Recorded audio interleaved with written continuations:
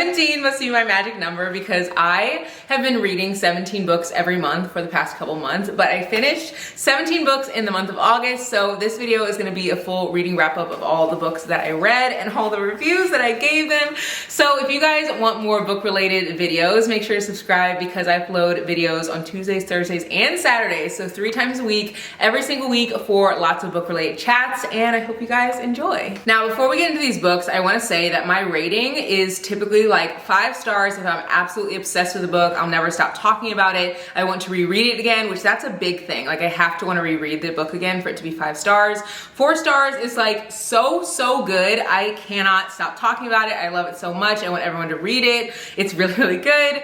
3 stars is average. To me, that's just like middle of the road. You know, it's good, but it's not like, it's not anything that I might not remember it, but I'll probably recommend it sometimes. Just depends on the book. 2 stars is like I wasn't obsessed with it, but there were still some good parts about it. And then 1 star is like, do not read this book. I did not like it. So we'll start off with the first book that I read in the month, which is Rock, Paper, Scissors by Alice Feeney. Now this book is a thriller and I really enjoyed this thriller. I feel like the only thing that I wish was that this book went a little bit faster. I rated this 3.5 stars. So many people have talked about this book and I did not expect the twist at the end, like at all. If you're looking for a thriller that's gonna be like a little bit more of a long game, this is the thriller. It also isn't super scary. So for my girlies like me who get kind of scared a little easily, this is a good one to read. The next book that I read was The No-Show by Beth O'Leary. Now this was my first Beth O'Leary book and I rated this 2 stars. I don't think I like this book as much because there were so many characters in this book that I actually had a hard time keeping up with the characters. And you kind of find out at the end of the book that they're all somewhat connected, and they kind of tell you that on the back too, so that's not a spoiler. But I feel like they kind of like build up the guy in the book to be someone that you're not supposed to like, and then at the end you're kind of supposed to like them. And it's hard to do that when you literally have been like disliking this character for a lot of the book. So I feel like I'll definitely read more from this author if the author doesn't have like 50 million characters in the book. I just feel like having 3 different relationships and 3 different storylines and like just a lot going on was hard for me to keep up with. The next book that I read was Without Merit by Colleen Hoover. I have a ton of books from Colleen Hoover that I bought in like 2020 when I first got back into reading. I literally bought like all of her books. And now I feel like because I'm back into reading, I'm not really as obsessed with her writing as I used to be anymore. I rated this book 2 out of 5 stars. I think that I rated this 2 out of 5 stars because literally she like almost hooks up with a family member. And that to me is like, what is going on? I'm so confused. Why are we doing this? And yeah, I don't know, I just couldn't get into it. Granted, the family member wasn't like by blood, but still, that was enough for me to be like, I don't really mess with this book. Like, what's going on with this girl? So yeah, I wasn't the vibe for me, but thankfully I read a really good book after that one, and I read Black Buck by Matteo Oscapor, or Oscapor. I rated this 4 out of 5 stars. I think that this book is such a unique take on just like the world that we live in. The main character in this, he is working in this job that's like a sales job, and he's the only black guy in the job, and he's just kind of like trucking along, you know, doing what he's supposed to do, and he ends up kind of getting sucked into the world of like corporate world and turning into someone that he's not. And with that, he does end up making a lot of money, and so a lot of other black people that are from like where he's from are like, hey, you're making a lot of money, I want to like be on your level. And so he kind of takes them under his wing, and it turns into a whole thing where he's like, well, we can kind of just like make our own sector of like black people in corporate world and just like not take over, but like kind of. It's a very satirical book, so if you've never read a satirical book, definitely keep that in mind because there's so much satire in this that it's like funny, but also kind of like, oh my god, that's like literally real life. So really enjoy this. I think that this is a debut book by this author, and if it's not, I apologize, but I think that it is. Really love that book, rated it 4 out of 5 stars. And then the next book that I read was Continuum by Danielle Allen, and I almost rated this 4.5 out of 5 stars, but I did end up rating it 4 out of 5 stars. If you love books with dialogue, this book is so good, and the romance in this is absolutely incredible. You'll actually fall in love with the characters so fast, and I think because there's so much dialogue, you'll end up just like loving them even more, which I definitely did. This is my first book by Danielle Allen, and I enjoy that as well. I think what kept me from rating this 4.5 stars is because it's such a short book. I think that this book only has, it has 160 pages. So it was just a little short for me to like be absolutely obsessed with it, and I wish it could have been longer, but I already have looked up books by this author and I'm planning on purchasing more because the writing style is so good and so easy to read. And then the next book that I read after that, and again, that's like 2 4-star books back to back, which I feel like I'm a pretty harsh rater. So it's hard for me to honestly find a lot of books that I like because I read so many books. Like I've read over 100 books already this year, and I'm sure that I'll probably read 100 more. So I finished Funny You Should Ask by Alyssa Sussman next, and I rated this book 3 out of 5 stars. I think that sometimes book talk books are overhyped, and this one was one of those books to me. It was hard for me to really root for their love story when I feel like they barely knew each other. Like, it almost seemed like they were holding on to what they thought of each other and not like who they actually were, I don't know, just like as humans. Like the book is pretty much about these 2 people and they end up meeting and they have this like really special night, and then they like don't connect for like 10 years, and then 10 years later they're like reconnecting, and I'm supposed to believe that they're like a perfect match. Like, I don't know, it just was hard for me to get into. And I know that sometimes in romance books we do suspend like the reality and suspend like that, what is it, disbelief, is that the phrase? Like, so you can like enjoy the book, but to me it was very hard to connect with this. It kind of reminded me of Meet Me at the Lake by Carly Fortune. Like, I didn't really like that book because to me it didn't seem believable. Now, if they had maybe somehow stayed connected, or maybe like they were, I don't know, following each other's lives on the internet or something, like it would have been easier to connect with them and like make it be believable. But like, you haven't talked in 10 years.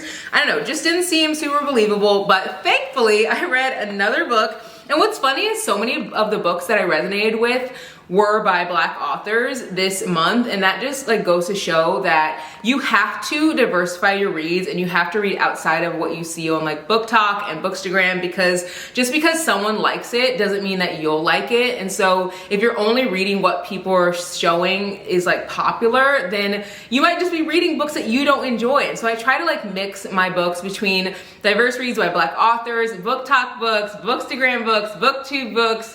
I also try to mix in diverse reads, YA books, graphic novels, like all kinds of things, books that people don't talk about, new releases, thrillers, like, because I feel like I find a wide array of books whenever I'm just like looking at different things and not just following what people are telling me to read. And that goes for me too. Like, I feel like I share a lot of diverse reads, but again, go to a bookstore, walk around in a bookstore, open books, smell books, read the backs of books. I feel like no one knows you and your interests better than you. And sometimes it's just fun to like look through and find like books that no one has talked about before. So I read Fast by Millie Belazar, I think, and I rated this 4.5 out of 5 stars. Literally, the only reason why I didn't rate this 5 stars is because I genuinely don't think I could read this again. And to me, a 5-star book is a book that I want to come back to again and again and again.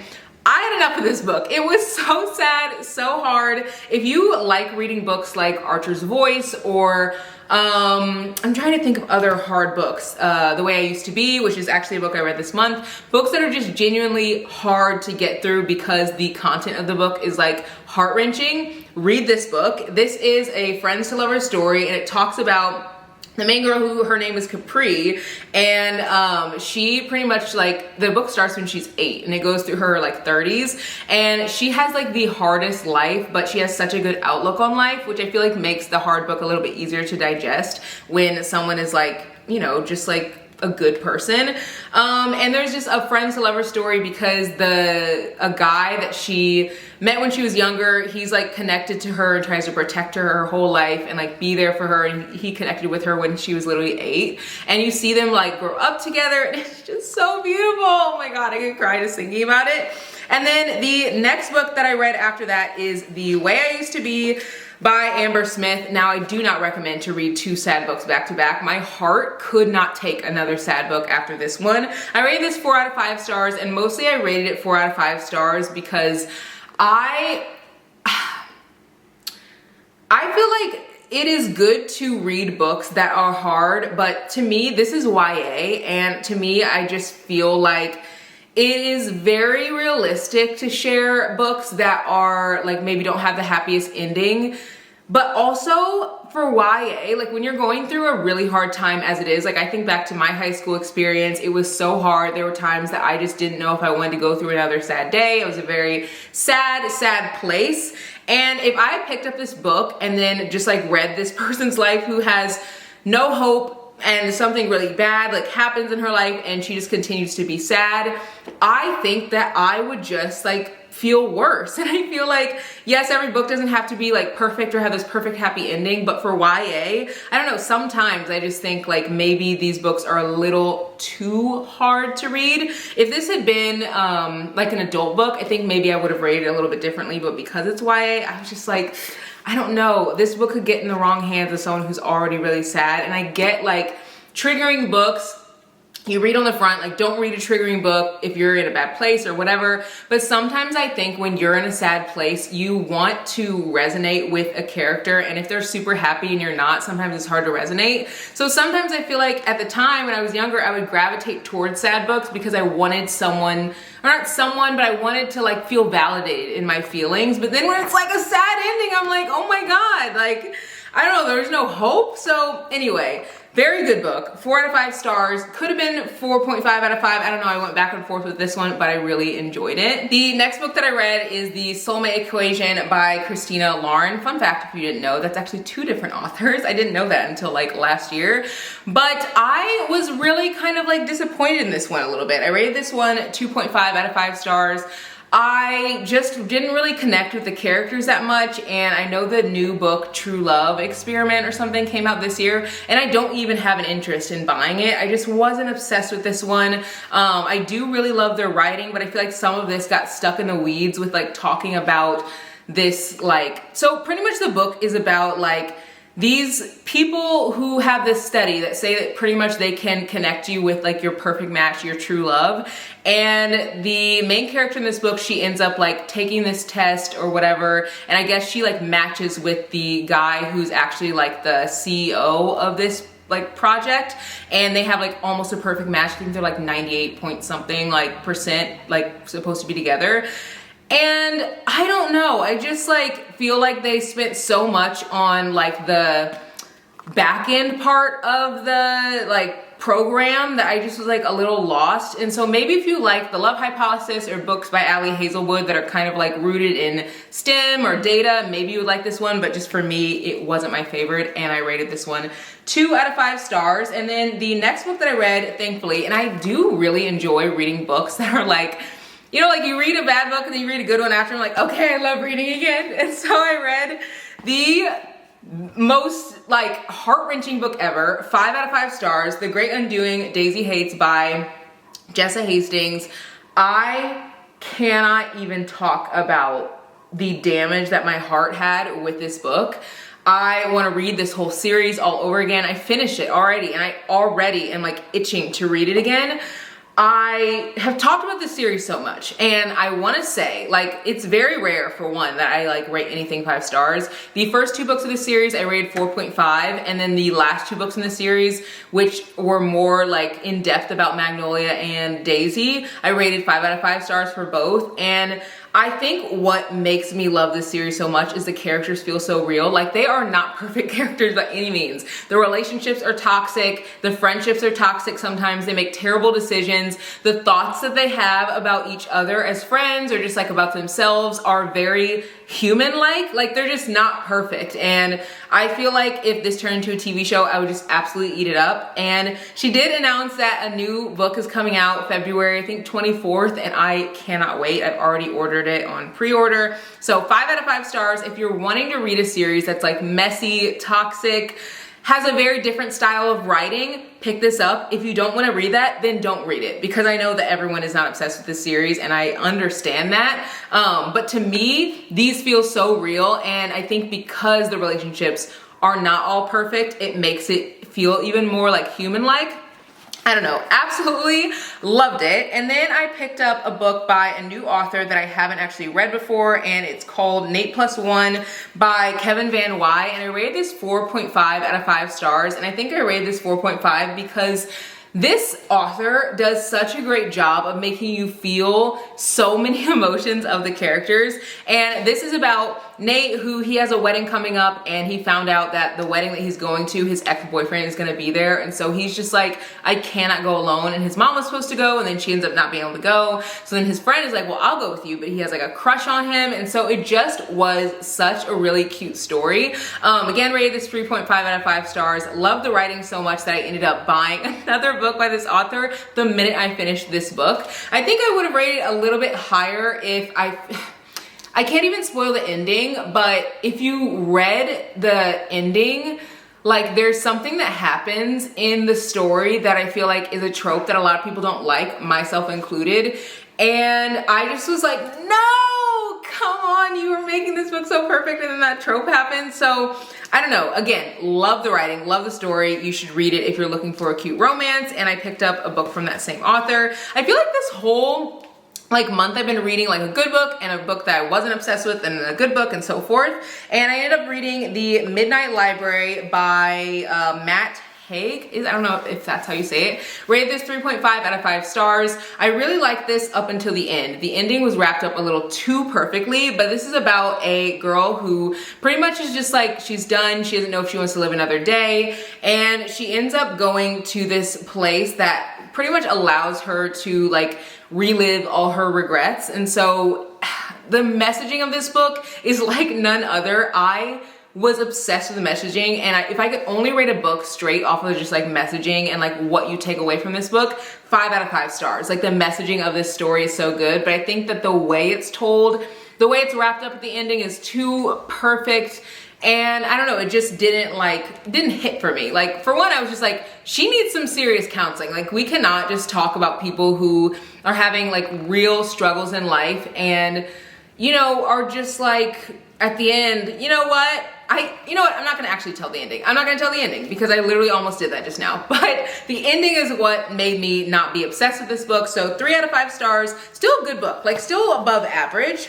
And then I read Only for the Week by Natasha Bishop. Now this is a book that has been all over Book Talk. Like everyone is talking about this book, and I rated this 4 out of 5 stars because I loved it. Absolutely gobbled it up, ate it up, and it was so good.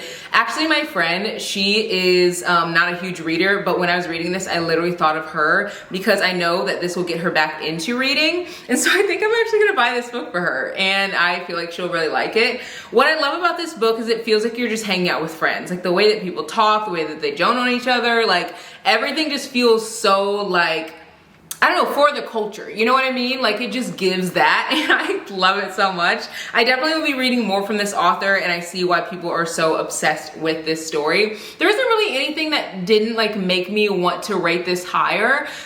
Maybe because the sister just irked me to no end, like literally wanted to make me just like fly myself to the moon and never come back. Because I don't know, she's just like so unbearable, and I wanted so much more for the main character, but like that's just like a typical storyline. Like, you know, sometimes they'll irk you, sometimes characters, you won't be obsessed with them, you won't like their decisions, and that's just, it is what it is. And I did enjoy that book so much. You should read it, just like everyone has said on TikTok.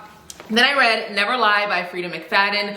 I think that this is one of my favorite thrillers that I've read in the past like couple months. I like this because it wasn't super crazy scary, but it definitely had me on the edge of my seat. It is about I can't even like explain it without, I don't want to like give any spoilers away, but it says newlyweds Trisha and Ethan are searching for the house of their dreams, and they go to this mansion, and while they're there, they end up finding these tapes that pretty much an old psychiatrist used to live there, and she had all these tapes detailing like when she worked with like different people and their lives. And the twist in this book I did not pick up on. This is the same writer who wrote The Housemaid, so I really am going to be reading more from this author because I really love her writing. It's very fast paced and super enjoyable. And then I read The Last Word by Taylor Adams.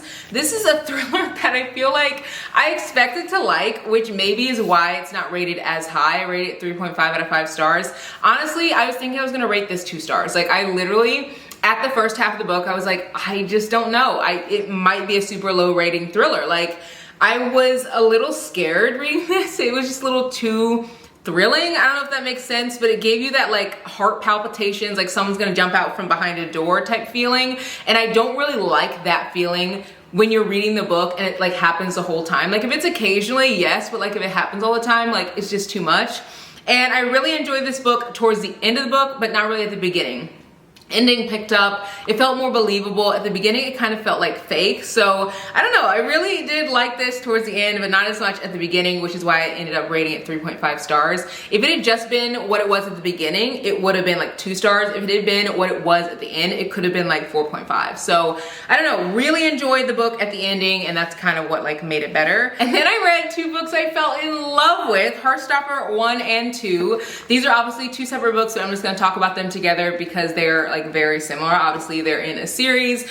So good. And these books have made me not only fall in love with graphic novels, but fall in love with this author. So I've already looked up other books by this author. I think they have a book called like, what is it called? Like Solitaire, I think it's what it's called, or like Satellite. I don't know. It starts with an S, but I'm already wanting to buy it. And then I already bought the rest of the books in this series. So I bought Heartstopper 1, fell in love with it so much that I ended up buying the rest of the series when I was in Michigan. Literally, I told my friends, like, we have to go to the bookstore. Like, I need the rest of these books.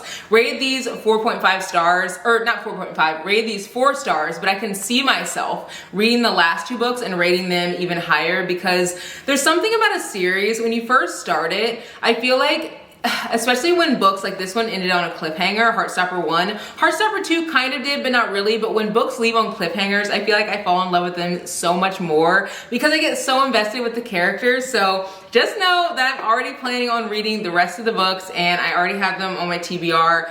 Well, technically they weren't on my TBR, but then I bought them, so they're now on my TBR for the month of September. But I just love this author so much. I finished these both in like, I think 30 minutes each, and I cannot wait to read the rest of the series. So that is all these 17 books that I read during the month of August. I hope you guys love this little wrap up, and I hope you guys got lots of good recs for yourself to read. I have posted so many videos with fall recommendations for fall books, but I also am gonna be sharing more fall books that you'll want to read whenever I like just, I don't know, get around to posting it. I think the next video you guys will see from me will be reading 7 books in a week. So it's like 7 books in 7 days. And then I think the video after that you guys will see will be like a fall recommendations video with thrillers. And I know that I already shared like a fall recommendations video with like romances and thrillers, but this will be strictly thrillers because I know that all of us, like, we are obsessed with thrillers in the fall.